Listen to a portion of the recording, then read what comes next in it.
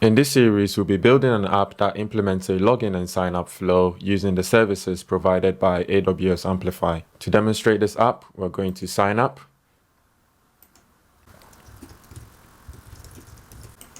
Enter a password. Hit sign up. Then we'll be sent a confirmation code we need to enter in. And then once we're verified, we're taken to our dashboard. And if we wish to log out, we'll log out. And then now that we've created an account, we can go ahead and log in with the account we created.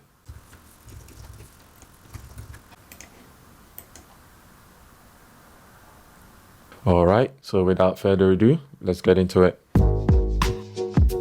Before getting started, be sure to go through the prerequisites section of the Amplify documentation, which has a link to creating an AWS account as well as installing and configuring the Amplify CLI. For this project, we're going to be working with Android Studio. I'll create a new Flutter project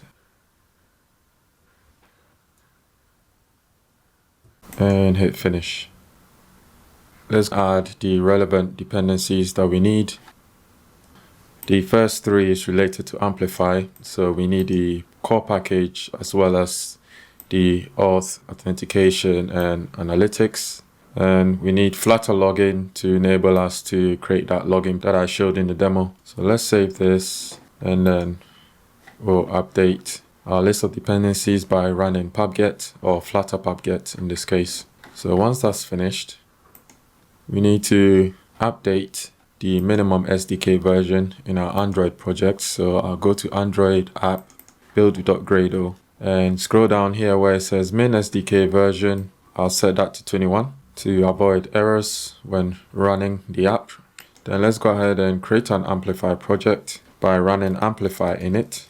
Now this assumes we've got the Amplify CLI installed. For the project name, I'll leave it like so. The environment, I'll leave that as dev. I'll set my default editor. We are building a Flutter app. We'll store the configuration file in lib, and we're going to use a profile that we created earlier. And I'll go with default. And it's going to take a couple of minutes to set up the project in the cloud and then also create some folders here that links to that project in the cloud. All right, so now that that's done, we can add the authentication and analytics features. Add auth. We want the default configuration and we want users to sign in via email. And I'll select no, I'm done.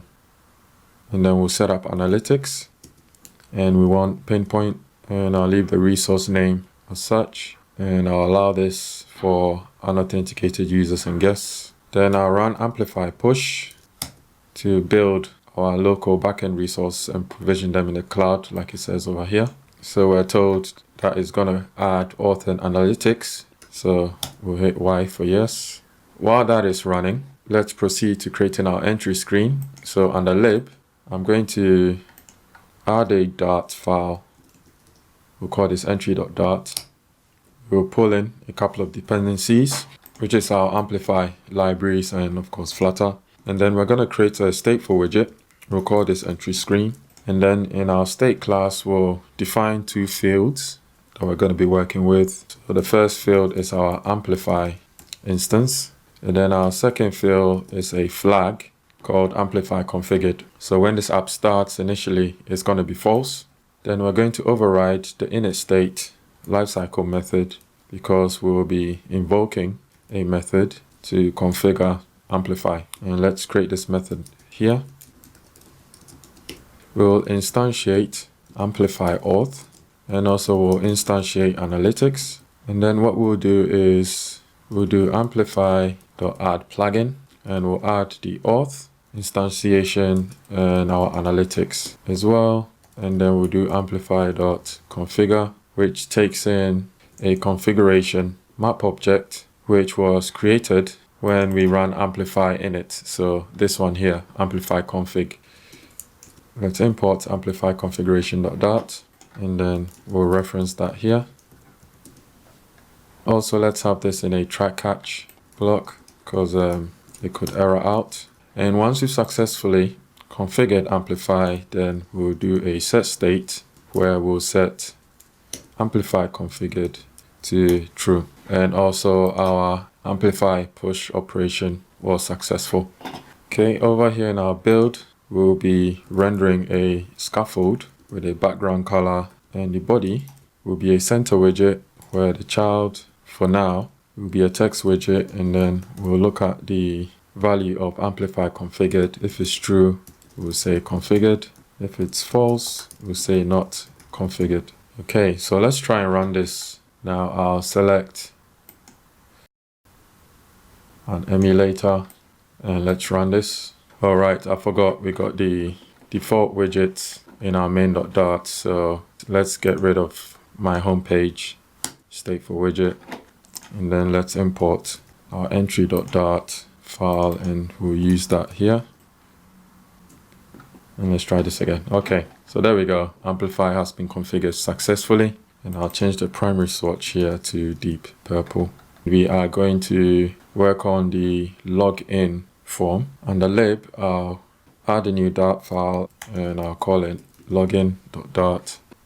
I'll import the relevant libraries, including Flutter login, and then I'll create a stateful widget called login. We'll return a Flutter login widget, which takes in a couple of named arguments, which consists of a title, a couple of callbacks. We can specify a theme, and also a function to be run when the submit animation completes. And it's got a whole lot more, so I'll link to the documentation. But let's go ahead and import this in our entry screen. And then over here, we'll get rid of this text wrapper. And then we'll say if Amplify is configured, we'll render the login form, or else we'll render a circular progress indicator. So let me save that. And there we go. Let's hide the debug mode banner quickly. I'm going to create the methods for handling our login and sign up. And then we'll invoke on login over here, which takes the current build context, and then the login data is actually this argument here. So I'll call this data and set it to that. So we can pass that in here. And then we'll do the same for sign up. So just to test this works, I'll go ahead and print out data for both of these console. So if I log in like so, and let me stop and start this up again.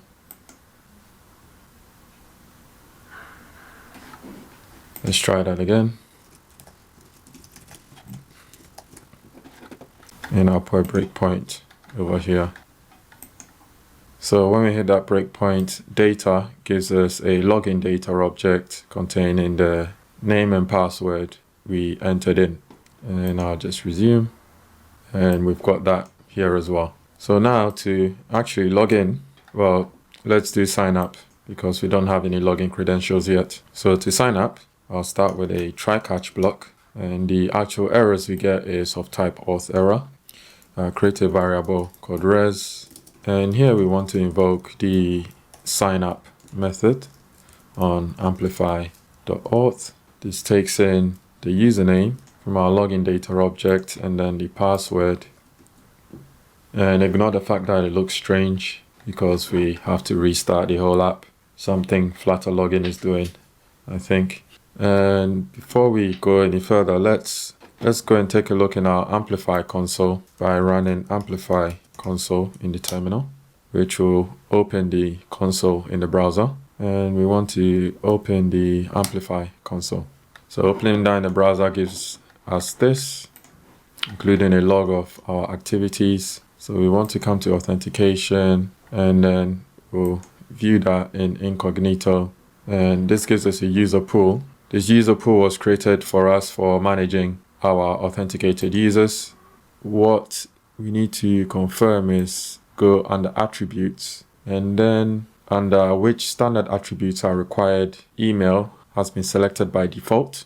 What this means for us is when we sign up our user, we'll define an options named argument, which takes a cognito sign up options object. We need to define a map of user attributes, and specifically we want the email attribute, and then we'll set it to data.name. If we get any exceptions for any reason, for now we'll return this string. And in fact, you can drop this bit actually. I forgot that sign up is a two-step process. Let's stop and start this up again. So I'm running in debug mode. I'll add a breakpoint at these two locations. So let's click on sign up, and then we'll sign up with something.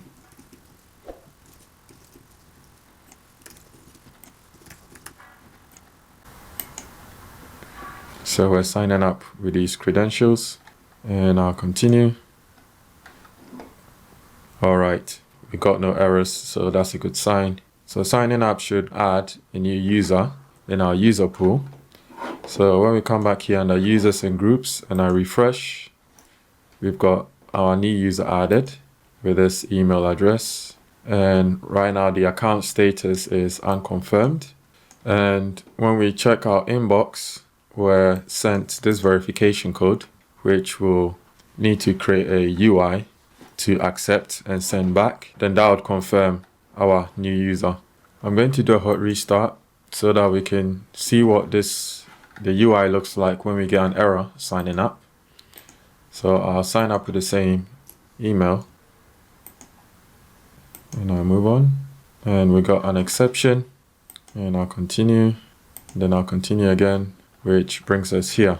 And we get this exception because an account with a given email already exists, which is expected because we've already done that sign up. What we can see here is the AuthError object has a cause field and an exception list, and each item in the list is an auth exception object which has got the exception field and the detail field. So we can implement some better logic to handle this AuthError. So, and when I continue, we get this snack bar pop up with this text. What we're going to do is to have a loop over our exception list, and then we're going to check for the particular exception. Once we find a match, then we'll return the detail from that auth exception object. So if I save this, I'll put a breakpoint here, there instead, and I hit sign up, and I resume. Okay, so we've got our exception, and then because it matches that, then we should get this detail show up, and we've got that detail showing up here. All right, so that looks good. So in the scenario where sign up works successfully, we need to handle the transition to the next route after the submit animation completes. So over here we can do navigator.of context dot, and we'll say push replacement named, because we don't want to use the back button to come back to this sign up screen once we are at the code confirmation step. So we'll call the next step confirm, and also we'll pass in the arguments being the login data. So in order for this data object to be accessible, we can create a property here on our state called data, and then we'll set it here, which means we're able to access it like so. Let's now go ahead and work on our confirm screen. Under screens, I'll create a new Dart file and call it confirm. I'll pull in the relevant imports, and I'll create another stateful widget, and we'll call this confirm screen. We'll define a field on this stateful widget. So this will take in the data we pass in when we transition to the screen, and then we'll assign the value via the constructor. And also let's make this required. We are also going to render a scaffold, which for now simply renders a center widget, and it's also got the same background color. So to handle the transition to our confirm screen, we can come back to our main.dart file, and then we want to define a function called onGenerateRoute. So this contains a settings object, and in here we're going to be checking for for the various routes we're going to be working with. So the first one will be, so if this is our confirm route, then we're going to return a page route builder. This takes in a page builder, which is a function. We're not going to do anything with the arguments. We'll instantiate our confirm screen here, and let me import that. And for our data, we'll pass in settings.arguments, and we'll cast that as a login data object. And let's import Flutter login. And we'll also define a transitions builder, which in our case return the child, which child is a reference to confirm screen. And as a default, we will return a material page route, and our builder will be our entry screen. This now means that we don't need that bit now. And let's reload the app. Let's sign up with another email.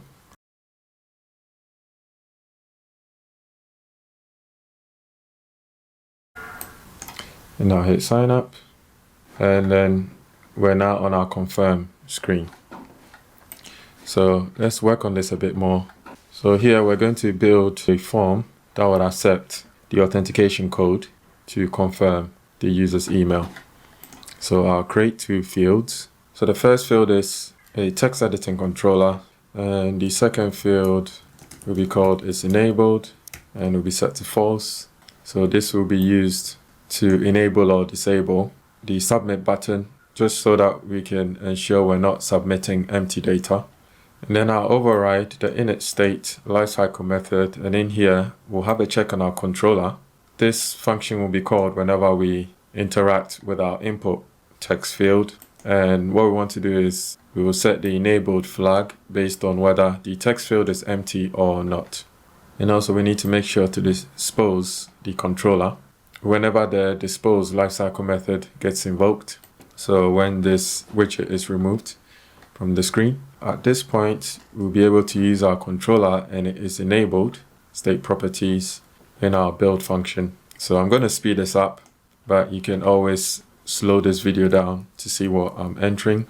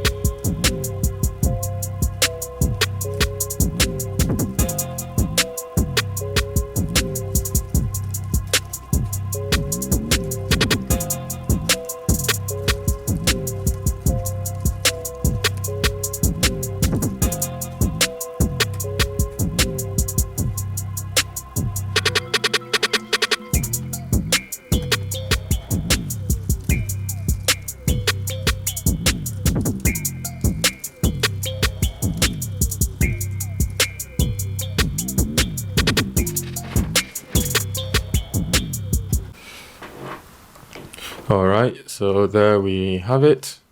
You can always go on GitHub to get the source code. I'm more focused on the functionality of the app rather than the UI. We're using our controller over here in the text field, and for our verify material button we can use it's enabled here like so. So if it's enabled we'll have that, or else we'll just have null. And my bad, we need to add a disabled color. So that looks like that. Oh wait, let me restart. And let's go through the sign up step again. Now use a different email.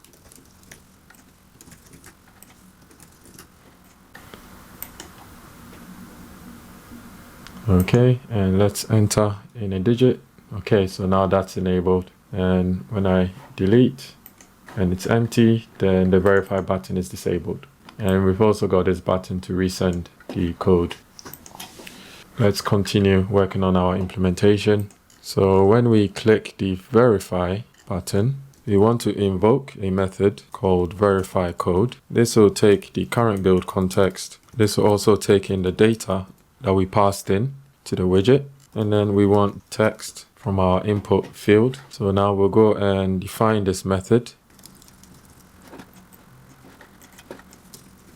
We'll have a try catch block. In our try block, we'll create a variable called res, and then we will await on amplify.auth.confirm signup. We need to pass in the username, and then the confirmation code will be the text from our form. So after this process, we can finally check that signup is complete on our res object. And if that's the case, then we can redirect to our dashboard, which we've not created yet. So we're going to do that. But before we redirect to the dashboard, we need to log in the user by invoking amplify.auth.signin with the name and password.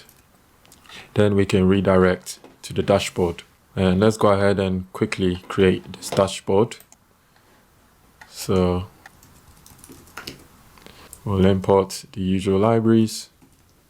We'll create a stateful widget. And in our state class, we'll define a field that we'll call user. This will be of type auth user. So that will contain details about our authenticated user. And then in our init state, we need to invoke the getCurrentUser method on amplify.auth to retrieve the currently logged in user. And then with the user object that comes back, we'll invoke setState, and then we'll assign it to _user. You can also listen for any errors we encounter. And then for now, we'll just print that out, and then we'll print error.cause. And this UI also takes in a scaffold with an app bar. Title is going to be dashboard.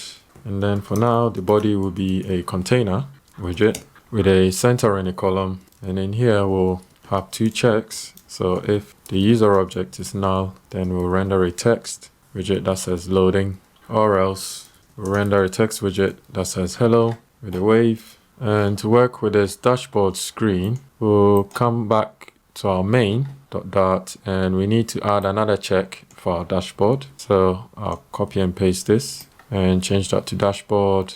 We'll import our dashboard and we'll use that here like so. So now when we enter the confirmation code and hit verify, looks like we got a problem in our dashboard. Okay, it says invalid arguments. I think we need to change this bit, and we can do this instead, which now gives us that. All right, so at this point we're successfully logged in and we've retrieved our user object because it's not null. That's why we're getting hello. So in fact, let's extend this. I'll have this in a list, and I'll use the spread operator because I also want to log out the user ID, which is that. And we can also log out the username actually, which is that. And I'll just add some styles here.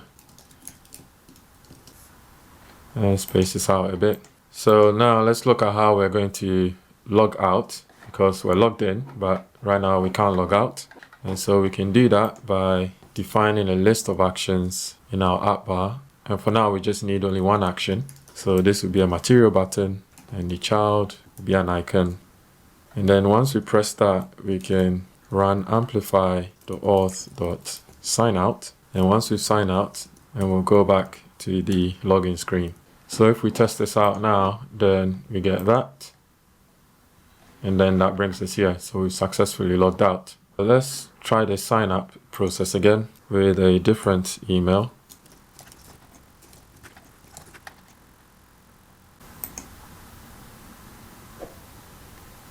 Let's tighten up the validation here. I'll actually enter in a wrong verification code. Let's add a print statement here, like so, and we'll hit verify, and we got an error. And let's keep going. Okay, so in our AuthError object, when we look at our exception list, we have this exception, code mismatch, because we submitted an invalid verification code. So let's handle that. In our AuthError section, we'll have a for loop, and let me continue. Then we'll check the exception. If it matches code mismatch, then we'll display a snack bar by doing scaffold messenger of context. Then we'll invoke the show snack bar method. This takes in a snack bar object. The content will be a text widget with the detail of our error. So if we go ahead and run this again, then this is what we got. Set the background color to red. So if we try that again, then that looks like that. And in the scenario where the error message doesn't match code mismatch, we can have a generic error after this for loop. So something like that. And we'll just have e.cause. Then also from here, we just want to return null, because once this matches, we don't want to continue executing and run this as well, since this will be displayed. And what would happen if I disable this and try doing this? Then we get that, and then this shows up, which we don't want because we've already identified the correct exception. So I'll bring return null back, but just in case you're curious, that's what it does. And to save the repetition, let's tidy this up a bit. I'll create a method called showError, which takes in the build context of the message, and it's going to do this bit, and then the message goes here. So over here we can say showError context, then the message, and then we'll do the same here. It should be like that. Let's try again. Okay, then we got that. Okay, let's implement the resend code behavior. So I'll define a method here called resend code. And then what we want to do here is await on amplify.auth.resend signup code, and then the username. And once that is successful, we want to render this success message. And then if for some reason this fails, then we'll invoke showError, and the message will be the cause. And let's invoke resend code over here, and we want widget.data. What happens when we resend? And then we get this message, confirmation code resent, check your email. And when I check my email, I get this new verification code, which is different from the previous. So I can now enter this one in, and let's verify. And we're getting an error. Okay, it says we're currently signed out. Alright, so after some debugging, invoking amplify auth.signin returns a result that contains a property is signed in, set to true. So let's go ahead and check that before we sign in. So I'll do if user.isSignedIn, then we redirect, because I think there's some kind of weird race conditioning happening. And then I'll log out again, which brings us here. There's this exception that throws whenever we come back to the sign up screen, which is related to this part. Because this operation has already been invoked once when adding our plugins, whenever we come back to this login screen, Amplify attempts to perform this operation, and then it realizes that auth was configured already, which is why you get this exception being thrown. I raised a GitHub issue on this, so check the link on the screen. This should be fixed in the next update. You can also look at the workaround that I suggested on that issue, and that should stop this error from being displayed. I'm not going to do that here, but you can go and look at the GitHub issue if you're interested in that. But so far, we've got our sign up flow completed with some error checking here as well. And that ends the video here. In the next part, we're going to be looking at the login flow. If you enjoyed it, smash that like button. If you're not a subscriber, hit the subscribe button and the bell notification so you don't miss out on the next update. If you've got any questions or any feedback you wish to make, let me know down in the comments below, and I'll see you in the next one. Thank you.